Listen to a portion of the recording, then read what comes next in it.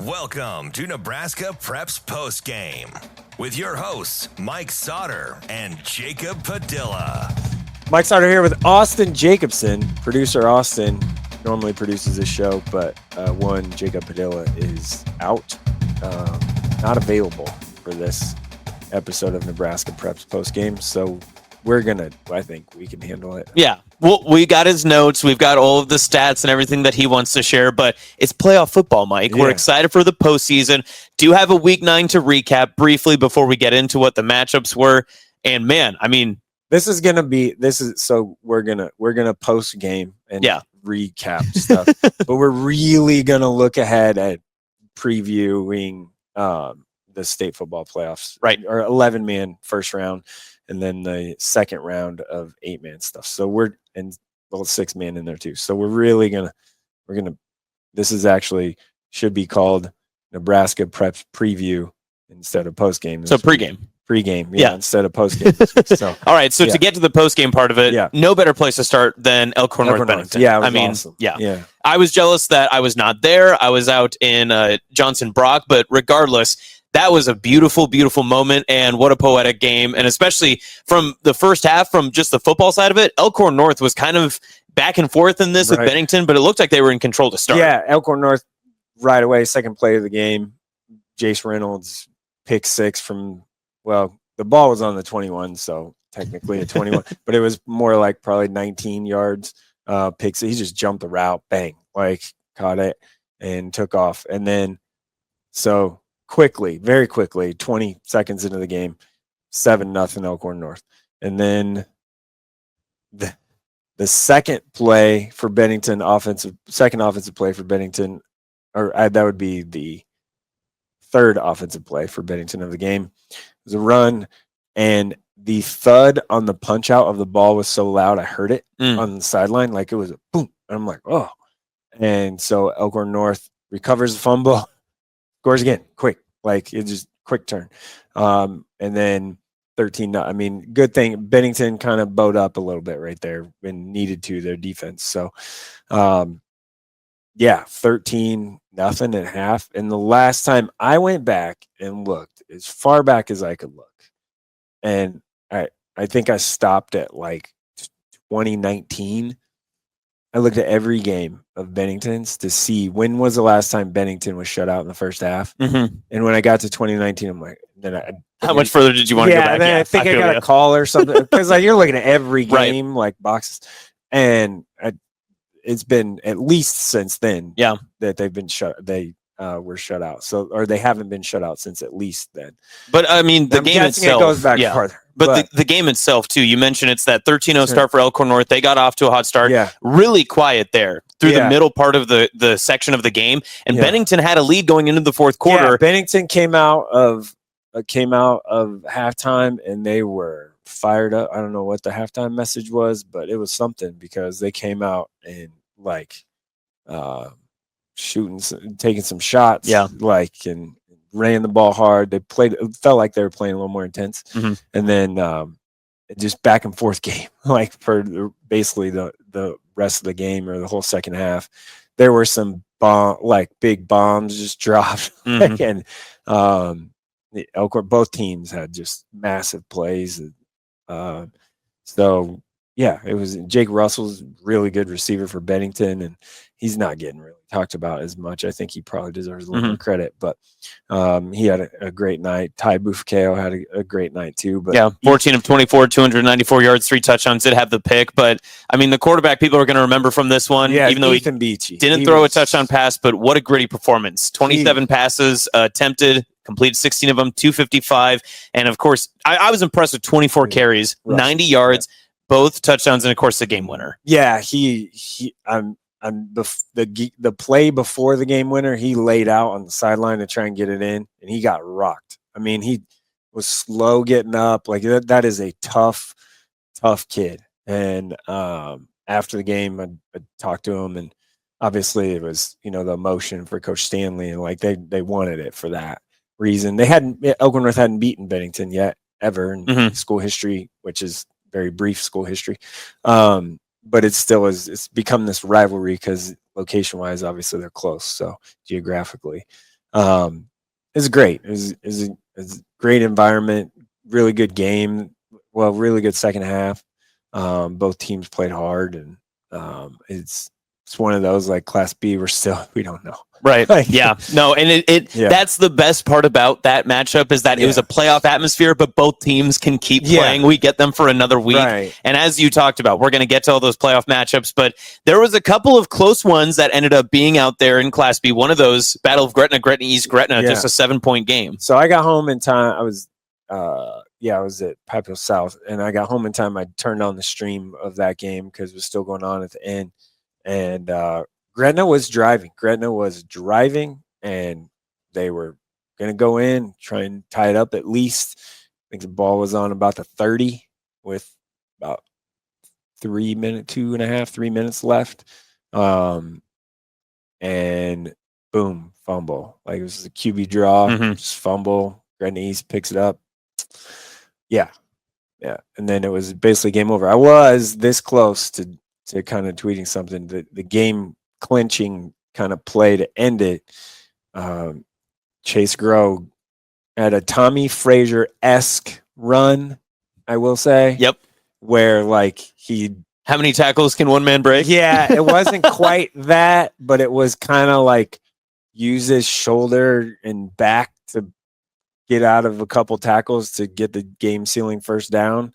So he had a good night too. And both teams obviously in the playoffs. I mean, like you said, Chase Grow, 10 of 14 passing, 181 passing yards, 3 touchdowns. Connor Sams, 21 carries, 129 yards, and 2 scores for Gretna East. But Gretna was right in there. Michael Knutson still very good. Yeah. And obviously, like I'll keep saying this, that we're going to get to the playoff preview of it, but Gretna's not a team. If I was anyone in B, I don't want to play Gretna at all. Yeah. Like they are a team that I am not looking forward to seeing because they'll have a performance like this. They scored nearly in every single quarter of this matchup, which, I mean, if you're a Class B program and you can score in every single game, you're going to take those chances more often than not. But really in Class B, the story is kind of what will happen now in this next week, because other than those two matchups, everything relatively kind of stayed the same. Waverly still won in our coaches poll, followed by Norris. Gretna East is third. Elkhorn North now up to 4. Bennington's at 5, followed by Scott, Seward, Scottsbluff, Gretna, and then kind of McCook to wrap up and those that top 10. 6 have just kind of fluctuated all year. Those 6 are what we... Yeah.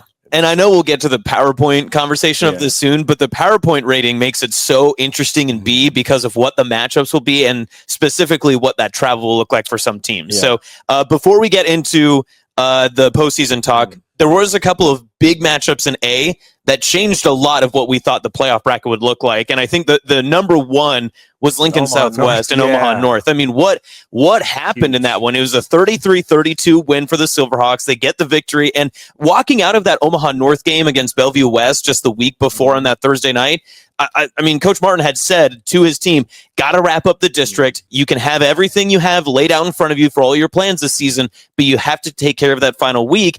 And Southwest played spoiler, and they made it happen. Yeah, that was obviously Southwest wasn't going to make the playoffs, so that was like their final game, obviously senior night and stuff. And I think maybe Omaha North has a tendency after a big win to kind of have a dud.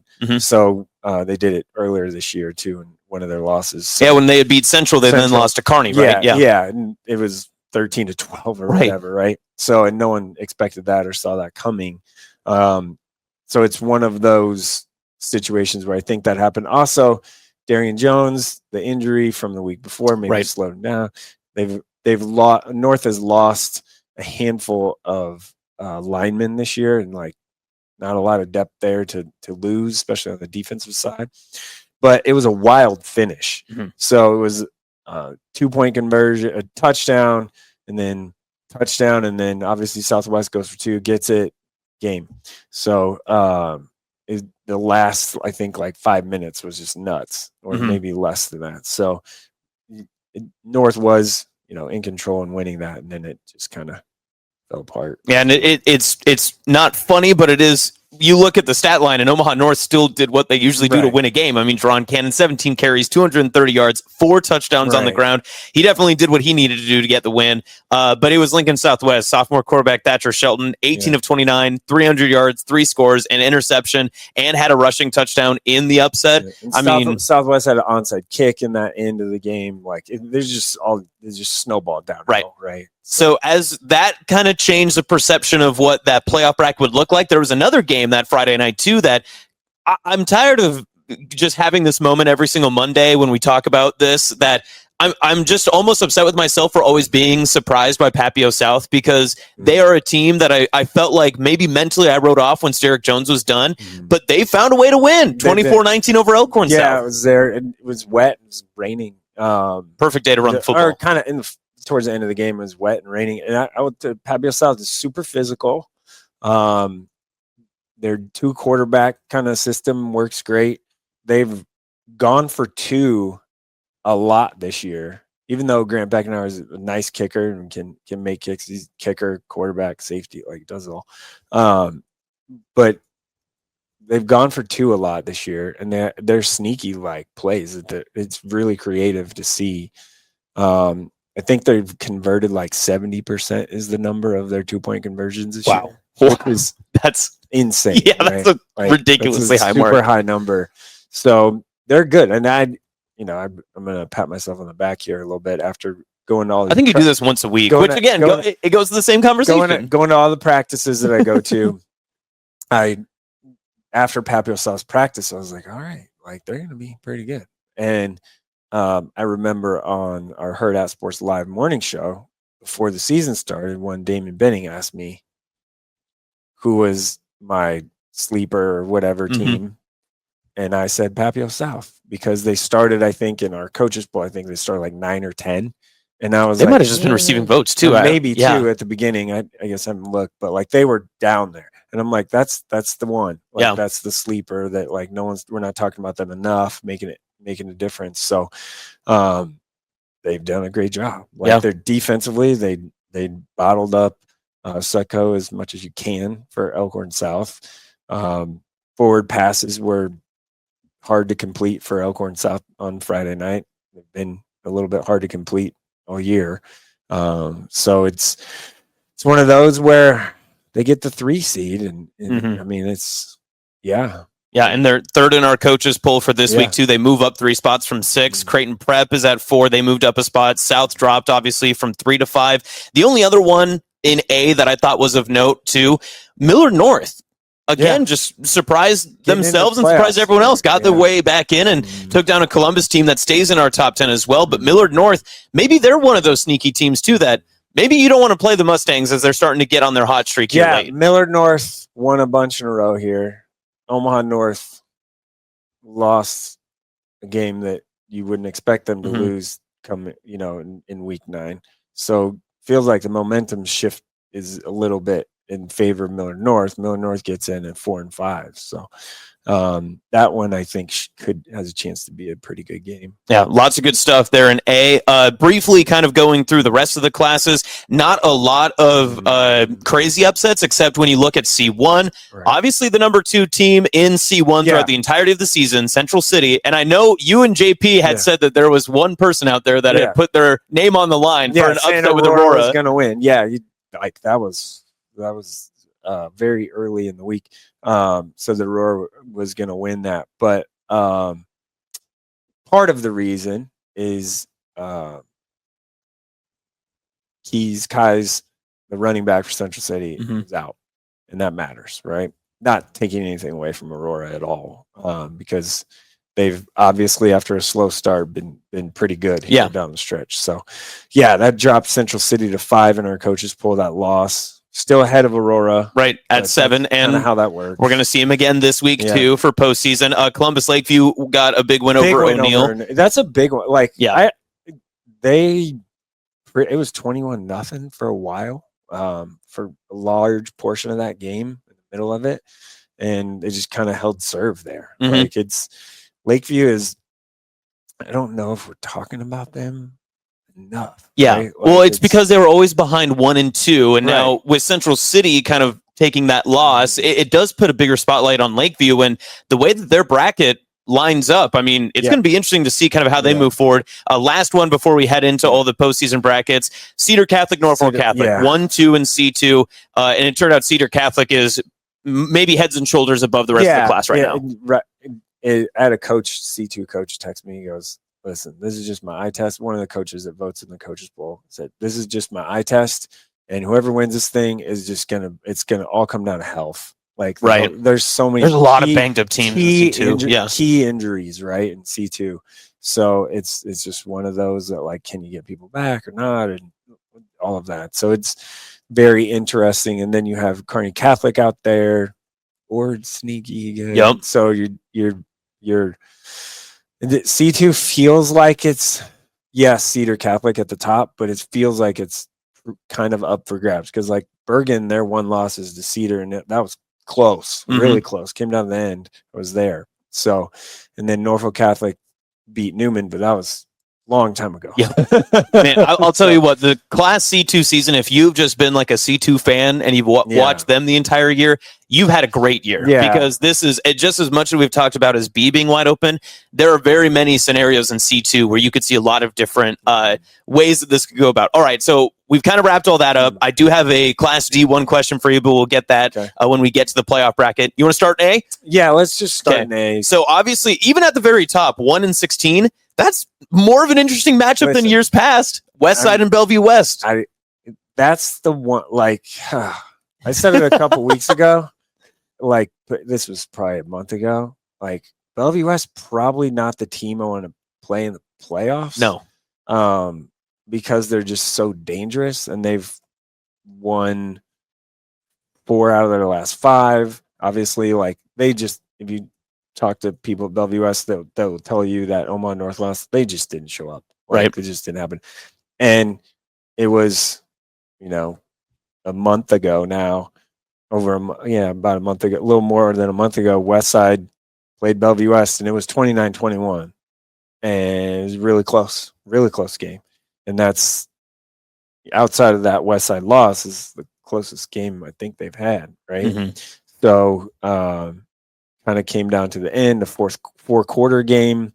It's also one of those things, like, Bellevue West isn't great at stopping the run, and Tate Jenkins is pretty good at running the ball. So we'll see about how that works. But again, when you look at a 16, I mean that's a fascinating matchup. Yeah, that's the one, like, because usually, and I mean you will look through the rest of this bracket, and there's a couple of games. I wouldn't say, outside of maybe one, that there's a 100%er for me that I know that a team is going to be moving on to the next round. I think there's even, like, interesting matchups as you go down. And I'll say this one: Creighton Prep, Lincoln Southeast makes me very interested in that. I think Papio South Lincoln, North Star, not taking anything away from the Titans, but North Star has kind of been a sneaky Capital City team too. Columbus Kearney is a fun matchup there. Millard West, Elkhorn South is very fun too. I think that one's a little bit under the radar.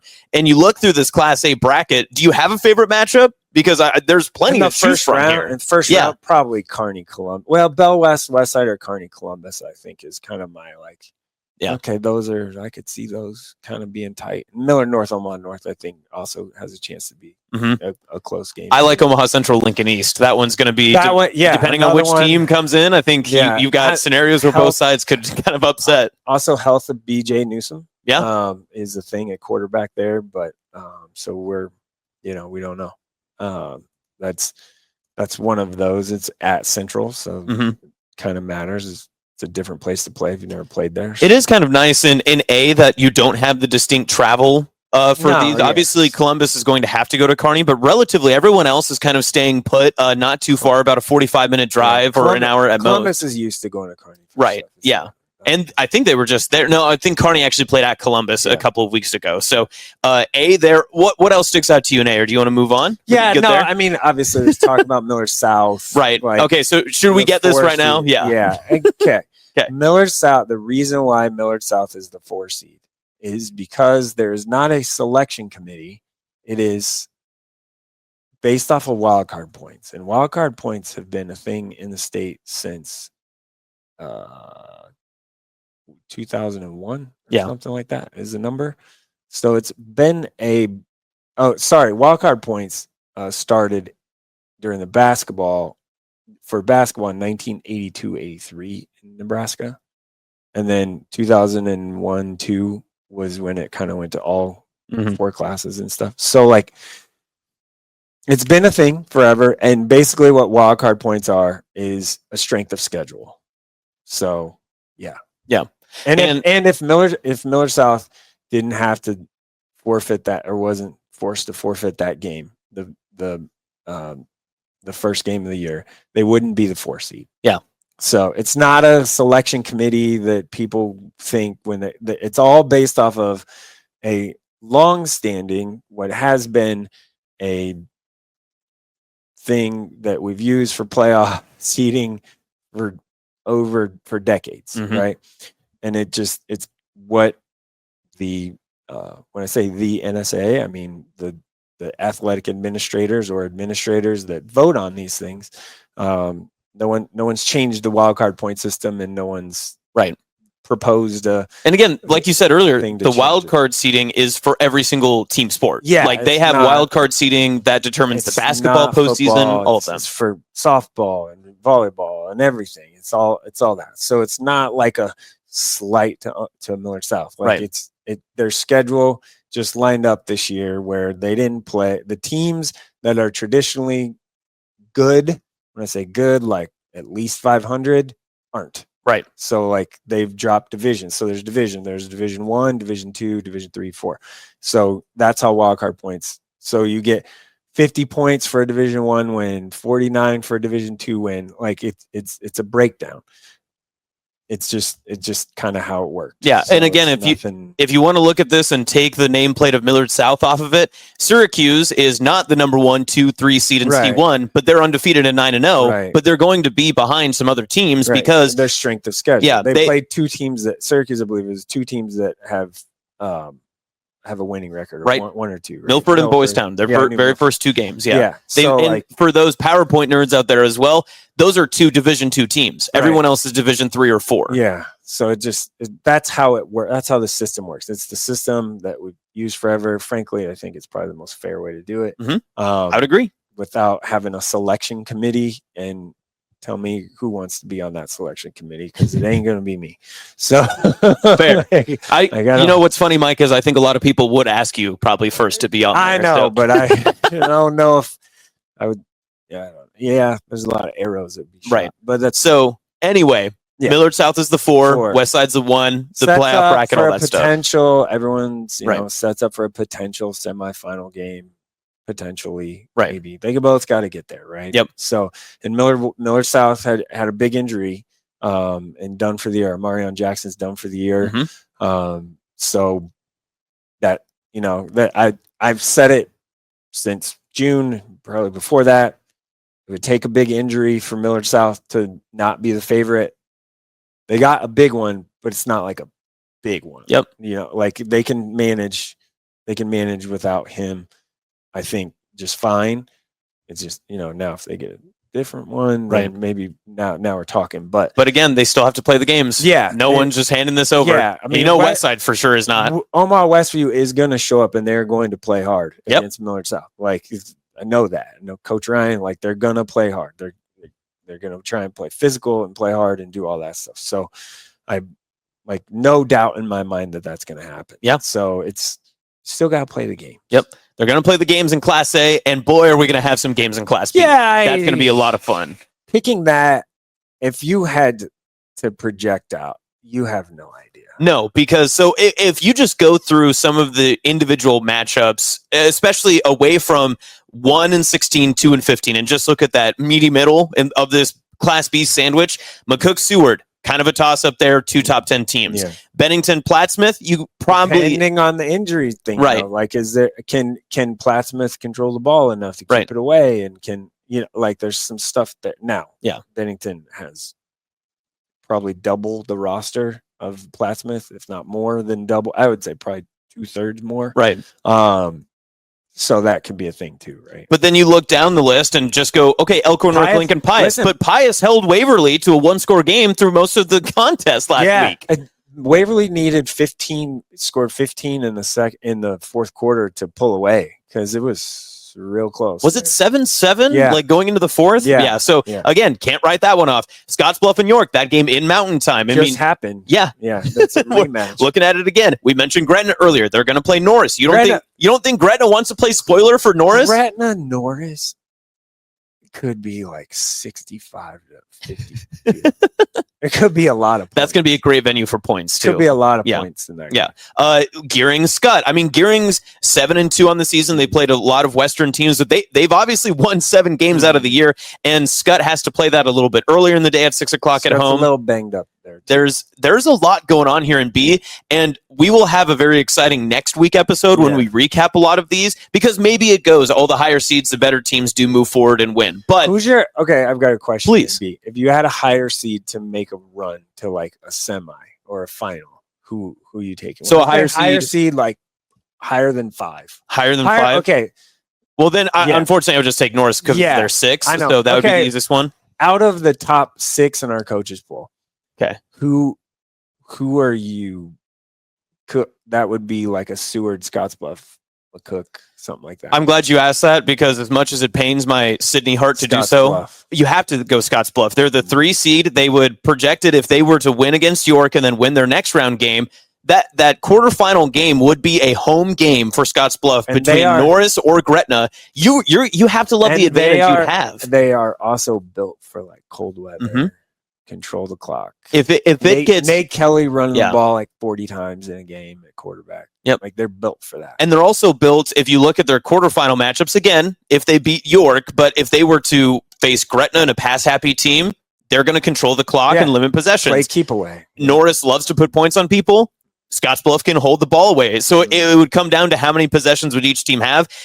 If you look at that sense, yes, Scottsbluff would probably be one of those. But again, in that top 10 rating, they're the 3rd seed. Right. If you want someone that's like way out of left field, I might actually go Seward. I was going to say because I think Seward's the one. Seward's the scariest. And they weren't supposed to be here in the first place. Yeah, they lost their quarterback. They've had injuries all over the place. When he went down, it was like, oh, they're done. Right. No, they're still pretty good. So that's the Seward's the like scary one. That's like a higher seed. Yeah. But again, like you mentioned, I wouldn't write off any of these other teams. And if we come into Saturday morning, waking up and doing the big morning stretch, there's going to be an upset in here.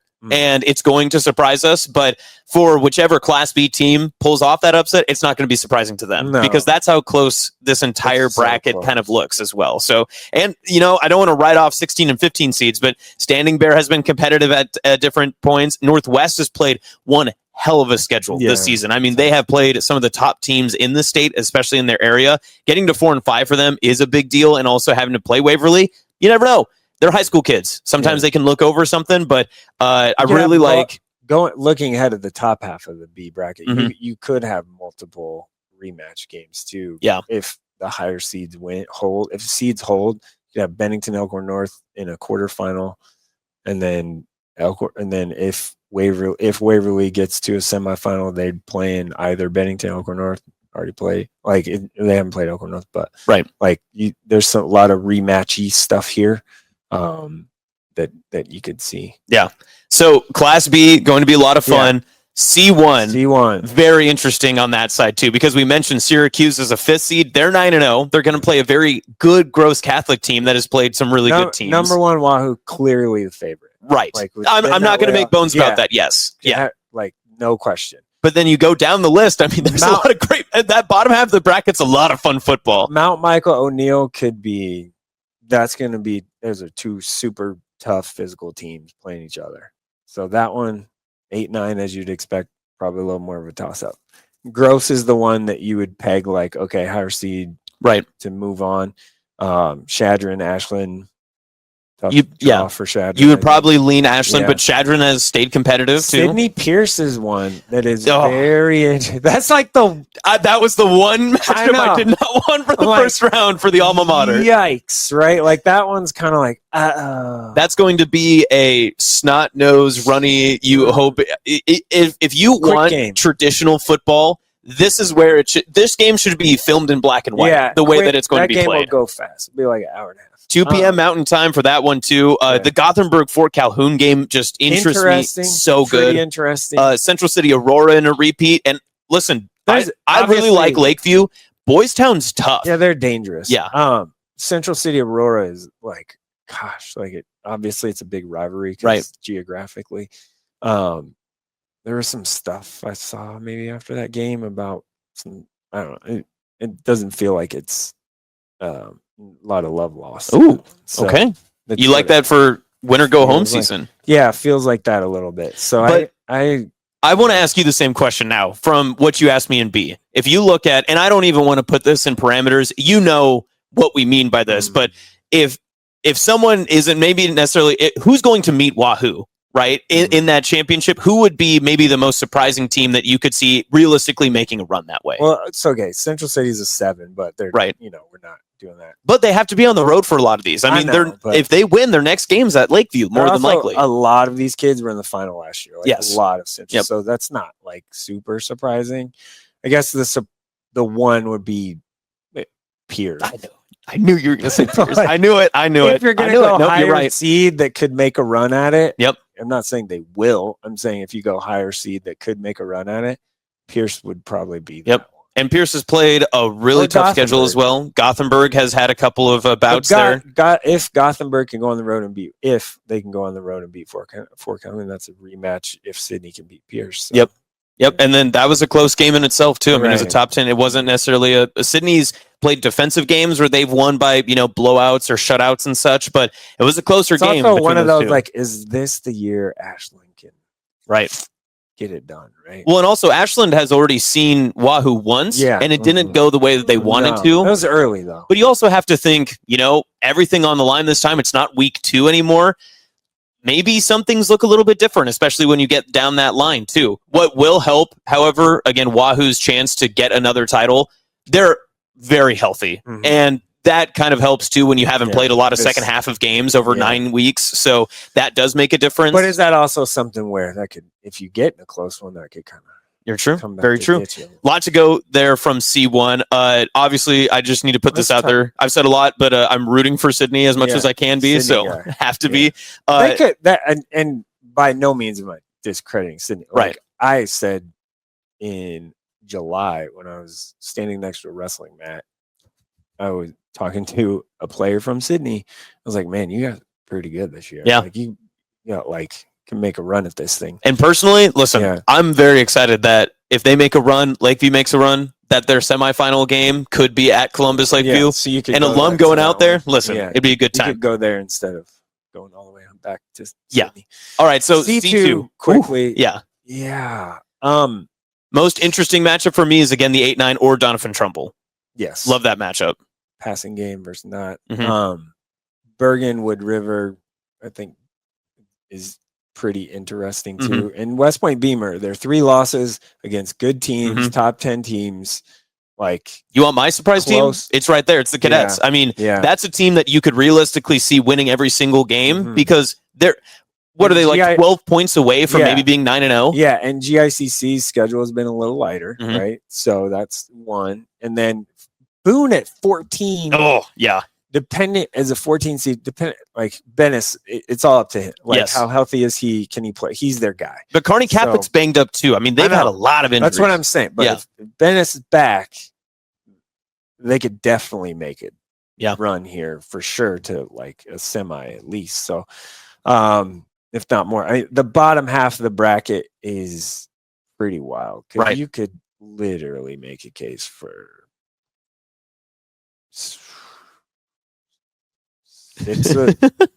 of those teams to make it to Lincoln. Well, sure. You even look at the individual side of it, like Lincoln Lutheran, they've got a very key player, maybe the best player that's like on that side of the bracket outside of maybe Brogan Bennis. Malcolm is maybe one of the more complete teams. That's a rematch too. Malcolm already beat them. Norfolk Catholic obviously was our number 2 team heading into the season banged up last week. Yeah, very banged up. Bishop Newman will have to go through a gauntlet to get there. Really, if you look at it from the bottom half of the bracket, and you can even throw Cedar Catholic in this too, in both sides, I think whoever the healthiest team is might actually make it to Lincoln. 100%. That might be your key to be able to get to a state championship. Okay, you want my sneaky team outside of Boone because I already said that. Okay, I could see Ord making a run at this. Like, I don't hate that pick. Totally could. Coach Wells does a great job. And like, and you talk about fire and ice in their first game. Yeah. If their version wins and they get that next game, I mean, seriously. Yeah, it's we're gonna throw the ball. Donovan went. That's two different things. And or like, their 3 losses were early against really good teams, and now they're winning and playing tough and like all that. And they never got written out too. No, yeah. And Cedar is clearly, squarely, obviously been the best team. Basically, the last 2/3 of the year, right? And Bergen is dangerous there too, just because they play some, right. All right, so into the 8-man field, they started their playoff season last week. Obviously, round of 32, there was one major upset. Yeah, the one new thing though with the 8-man, which we didn't talk about last week, was they don't do the reseed. I know, and it confused me too, because you and I were both talking about reseed. Used to it. Then I was at Johnson Brock on Thursday, and I was like, well, you wake up Friday morning, you wait to see who you got. They're like, no, we've got Crofton. Yeah. So bit interesting there. But the one big upset, Ravenna, that was 8-0, the 4 seed, lost to one of the premier teams over the past few years, and Stanton, who's not having the year that they probably expected to have. But man, here they are again, round of 16. Yeah, win. If you're Stanton, if you're playing Stanton, you're like, we don't want to play them. Like, I don't know if I want to at this time. If you're Hemingford, right? So game is in Hemingford, makes a little bit of a difference there. So you get it in Mountain Time, that helps out. But a lot of good matchups here, and even as you just go down the list, we've talked about kind of the disparity of talent in some of the matchups in A through C2. These are very close, if you ask me. Shelby Rising City, Bloomfield, that gap is from 1 to 10 in our coaches poll. Yeah, not real far. And Bloomfield has been a top 5 team, top 3 team at different times. Shelby Rising City has been the number 1 ever since they took down Sandy Creek. Pender Lord Central Catholic is really good. Crofton scored 90 points last week against Kimball. You even keep going down that list. I don't think Wisner Pilger's out of a game against Sandy Creek by any means. I would say that you'd probably lean Sandy Creek in that too. Wausau, Osmond, Bridgeport.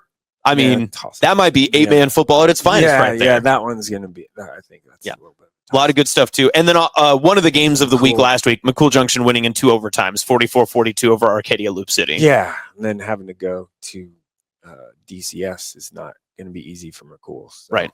And McCool, I think one of their losses is Sandy Creek for sure. Yeah, that one. This is an interesting bracket, if you will, because I think we're just expecting SRC on the top, and then whoever wins Sandy Creek and DCS. Yeah, like on the bottom to play. Like, frankly, after I was at the Sandy Creek at Shelby Rising City game, I'm like, oh yeah, I totally could see these two teams playing against each other again. And you even said it that next week on Hurrdat Sports Live that you had even said, listen, if these two teams are on opposite sides of the bracket, you could almost expect them to be there. But DCS has been very good. It's not nice, an easy road, right? It is nice that it hasn't been like years past where we mentioned Stanton. It was okay if these two teams are on the opposite side. Yeah, they're going to be in Lincoln. Yeah, it's like, a little more open. It's a little more open. And there's fun in the middle there, too. So I think you can have some fun with 8-man football. Do obviously need to mention Johnson Brock. That's going to be a great matchup that they're going to have this week as well when they get out there. I told you it's nice down there. It was good. It was. I did stop by Lord's for a second, too. So that was little good. bowl. Like, it's kind of neat. Johnson Brock's pretty cool. We got the good little video of the cornfield. They had a big burn pile over on the side, too. I thought that was nice. On the north side. Yeah. Mm-hmm. Also, underrated concession stand. No, it is. Really good selection. It's in that building kind of to the south of the field. Yeah. Turf. Great prices, too, by the way. It's a neat little, just walk down the hill. Mm-hmm. It's a neat, I love going there. Phone service was bad, though. So, I mean, a little not slower. Awesome. A little slower. Yeah, not awesome because you're down in that hole. What I've found when I've been there to Johnson Brock for football, you have to go on the north, end zone, kind of away from everything. Towards the cornfield. Can I make an argument for you in Class D2 that Central Valley's biggest matchup, if they were to get to Lincoln, would be that quarterfinal with Archangels Catholic? Yeah. Because the top of it, I'll be honest, I've tried to follow this as close as I can. St. Mary's has been the number 4 team in our poll for pretty much the entire season. Howell's 3-4. Howell's Dodge has tremendously impressed me. They're going to have a tough one against Overton. They'll have to get through likely Lawrence Nelson. But they've already played Lawrence Nelson in week 1. That was right. Lawrence Nelson Howell's Dodge week 1 was a pretty pretty close game too. So like that one, and Wyatt Frey is a good player. So that's tough too. That if that ends up happening, two really well coached team. I like Mike Spears. I think the world of him as a high school football coach. So interesting. And Howell's Dodge is doing so Luther is their guy. Yep. But they have more than that too. So that's they're a little bit it's a bit misperceptionist because his stats are always so, you know, they look gaudy and everything, but they do it very balanced and they can do it in a variety of ways. Big time jersey helmet uniform game is Lawrence Nelson and Elmwood Murdoch. Great. They're both the same colors, like black, gray, you know, like it's almost like Oakland Raider-esque colors. So big time jersey matchup. Well, the one that I'm watching too from closer to my neck of the woods, this is almost like a highway rivalry. And Soma Myrna Sandhill Thedford. And Sandhill Thedford, they've had the track record through the past few years, maybe not exactly the past couple of seasons that they've wanted, but Anselmo Myrna has not really been in this spot too often. This is going to be a lot of fun, especially if you can get to Anselmo for that one. That will be a good one out in Custer County. It's been a while for them to get that far. And Burwell obviously has the pedigree from school, you know, history and all the Gideons and all that to, you know, playing St. Mary's. It's one of those like, okay, like, and they had to go on the road to beat BDS and they did. So, I would actually make the argument that maybe in the D2 bracket, this is where being a home team matters the most because you have a lot of teams that are either covering a lot of mileage or have a significant advantage when they're playing at their home turf. And you can see that kind of just through the entirety of it. That Lawrence Nelson Elmwood Murdoch contest, it being in Elmwood does give me a little pause. I mean, it does make you think twice about it. For sure. And then like Mullins, come on, why not? Just has that one loss. So Mullins has kind of came out of nowhere, if you will, to win a little bit. And then Archangels and Loomis, like, listen, if Archangels didn't lose 38-32 or whatever that close game score was against House Dodge in week 8, they wouldn't be a 7 seed. Right. Yeah. So it's crazy. And again, you mentioned the PowerPoints and everything. That's why that's part of it too. Like, so they're a 7, but they're the second, third best team, right? Yeah, you talk to, but that's why you have to do the PowerPoints because not everyone can play each other. It's partly because their strength of schedule, wasn't awesome. Like Central Valley played, you know, Stanton and just a tougher kind of schedule. So, Loomis not going to go away lightly though in that one. So that's interesting. Then at the bottom you have Deschler. First, hey, shout out to my guy Hayden Delano. First ever playoff win for Deschler. Congrats. That's awesome. Got it in school history. So had to go on the road to do it at Elm Creek.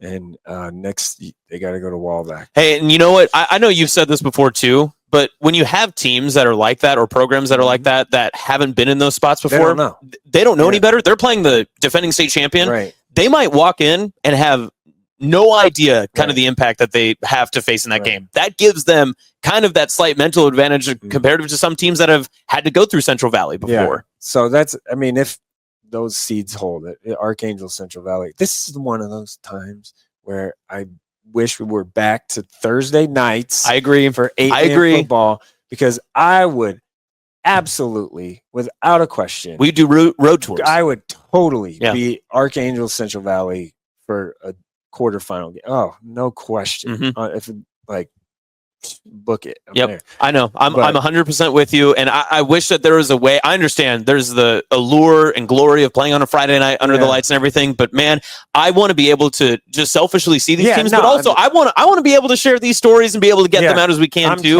I'm totally being selfish when I'm talking about this. I tried to spin it in a good way. Yeah, I just totally want to be able to see as much as I can, do as much as I can. Right. So all right. That's the thing. It's like, man, can we just go back to Thursday? And you'd have better referee crews maybe too. Like, so that's another thing to think about. Everyone wants to be able to do it. We'll see what we can do. All right, so running through 6-man quick. Couple of big ones. Pawnee City's traveling out to Layton. Pawnee City, don't write them off by any means. No. They've played a lot of good teams, top 10 teams. That's where all their losses are from. Travel out to Layton. I mean, you're literally talking about 2 ends of the state. Like you're going 600 miles to be able to get somewhere to play a football game at 2:00 Mountain Time. Garden County is going to be the number one. They've run through pretty much all the top 10 teams so far. So expect them kind of to keep doing that. Stewart is the 4 seed at the bottom of that bracket. So that's going to be a great semifinal matchup should both teams get there. Yeah.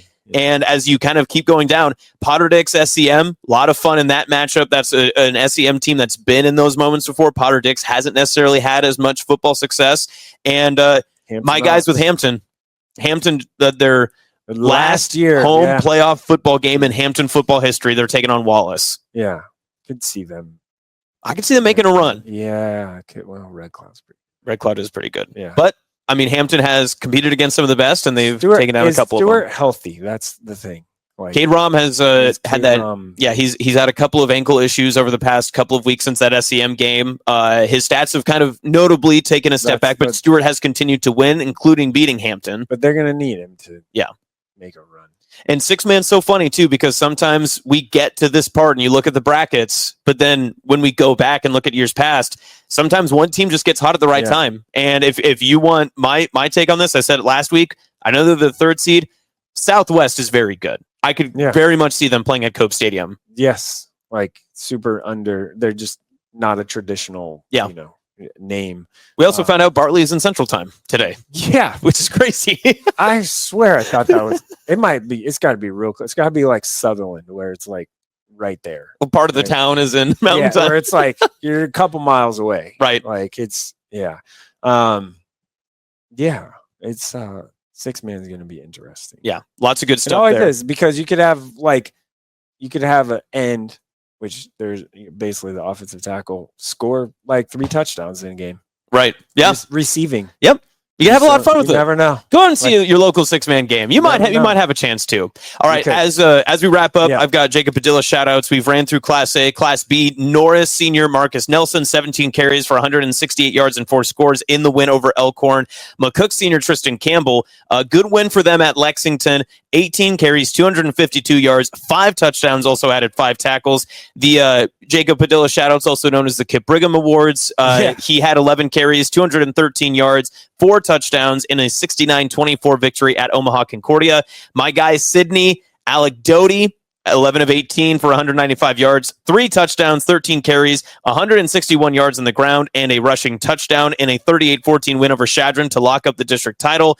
Reese Dorsey for Sydney as well, 28 carries, 160 yards, and 2 scores, including an 18-yard receiving touchdown. Derek Tonjes for Ashland Greenwood, 20 of 26. He's always got these performances where he's super efficient. Wait till basketball season. 331 passing yards, 4 scores. Cal Kissinger, 8 catches for 201 yards.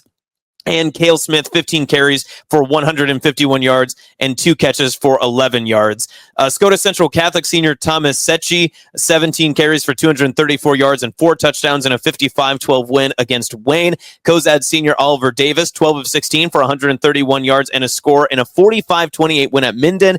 Fort Calhoun senior Caden Rodriguez, 29 carries, 175 yards, 2 touchdowns, a 2-point conversion, and a PAT. Every point mattered in that one. 21-20 win at DC West. Syracuse junior Mason Lentz, 13 carries, 235 yards, 3 scores against Wilbur Claytonia in a 54-7 win for Syracuse. And Milford senior Zane Wittstruck, 40 carries, 247 yards, and a 27-7 win at Adams Central. Finally, in Class C2, Jordan Williams, who, if you like Ord, that's a guy that they're going to have to ride. 11 of 15 for 212 passing yards, 4 touchdowns, 99 yards on the ground, and a rushing touchdown. Also defensively had an interception and forced fumble in the 35-19 win over Boone Central.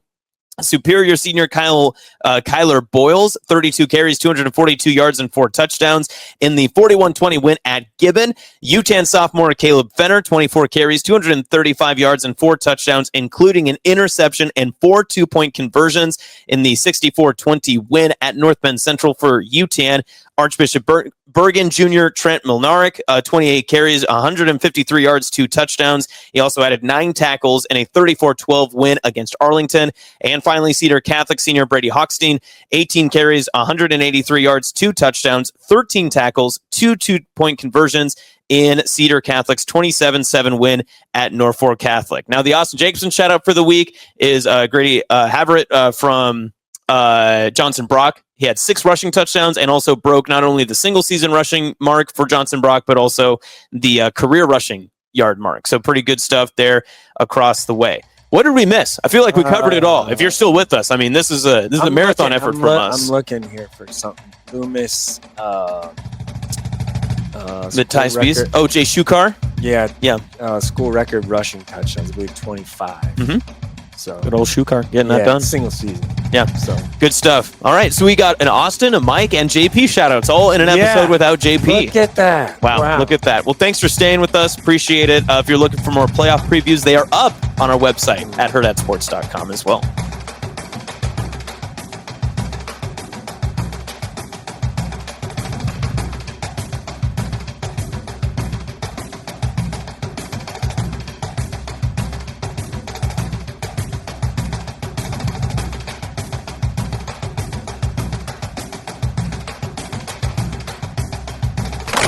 A Hurrdat Sports Network production.